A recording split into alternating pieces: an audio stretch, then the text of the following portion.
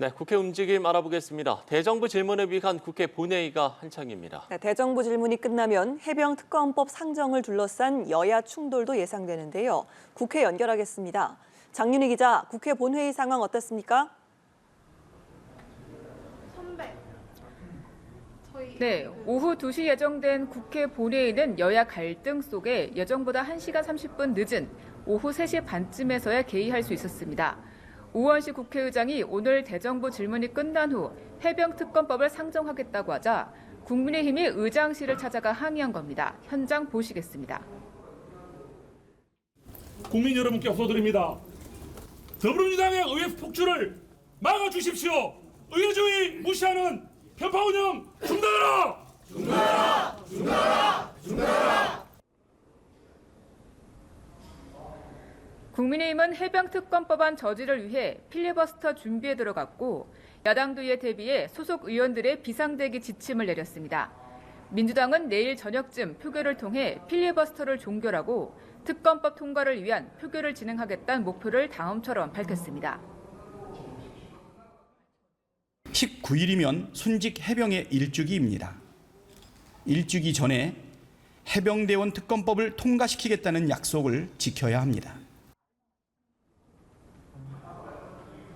이런 가운데 지금 진행 중인 22대 국회 첫 대정부 질문은 첫 질문부터 해병특검 공방으로 시작했습니다. 첫 질의자인 민주당 박범계 의원은 신원식 국방부 장관을 상대로 해병 사건 순직 사건과 관련해 거짓말을 한다고 다그쳤는데요. 신 장관은 수사 외압이 아니라며 책임과 처벌 문제는 수사와 재판을 통해 가려질 것이라고 답했습니다.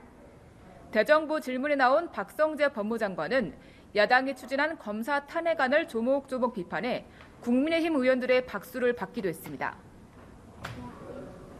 네, 검사 4명에 대한 탄핵 수처하는 국회 본회의에 보고돼서 법사위에 회부가 됐군요. 네, 그렇습니다. 민주당은 본회의 앞서 소집한 의원총회에서 대장동 개발 의혹과 대북 송금 의혹 사건을 수사한 검사 4명에 대한 탄핵 소추안을 당론으로 채택하고 즉시 발의했습니다.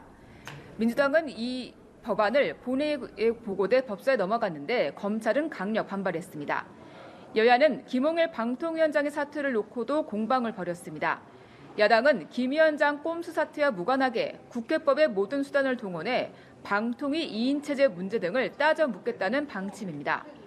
반면 국민의힘 최수진 수석대변인은 야당의 습관성 탄핵을 지켜볼 수만은 없고 방통위 마비를 막기 위한 결정이라고 엄호했습니다.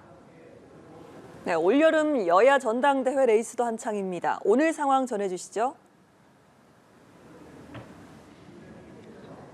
네, 국민의힘 당권 주자들은 오늘 오전 열린 비전 발표회에서 각자 지지를 호소했습니다. 앞서 진행된 기호 추첨에 따라 먼저 발표에 나선 한동훈 후보는 총선 이후 당이 우하향 추세에 있다며 당을 변화시켜 이기는 정당을 만들겠다고 말했습니다. 원희룡 후보는 국민의힘을 당과 대통령이 싸우면 그 의도가 아무리 좋아도 결국 당은 깨지고 정권을 잃는다며 한동훈 후보를 겨냥했습니다. 나경원 후보는 대통령과 각 세우는 대표, 대통령의 빚을 갚아야 하는 대표, 갈등과 종속 모두 위험하다며 한동훈, 원희룡 후보 등을 직격했습니다. 윤상현 후보는 당이 어떤 변화의 몸부림도 없이 공동묘지의 평화 속에 사실상 죽어 있다며 보수혁명으로 승리하는 정당을 만들겠다고 강조했습니다. 원희룡, 한동훈 후보는 한 후보의 제3자 추천 해병특검법을 놓고 장외설전을 벌였고 나경원, 윤상현 후보는 두 사람이 너무 갈등 구도로 간다며 견제구를 날렸습니다.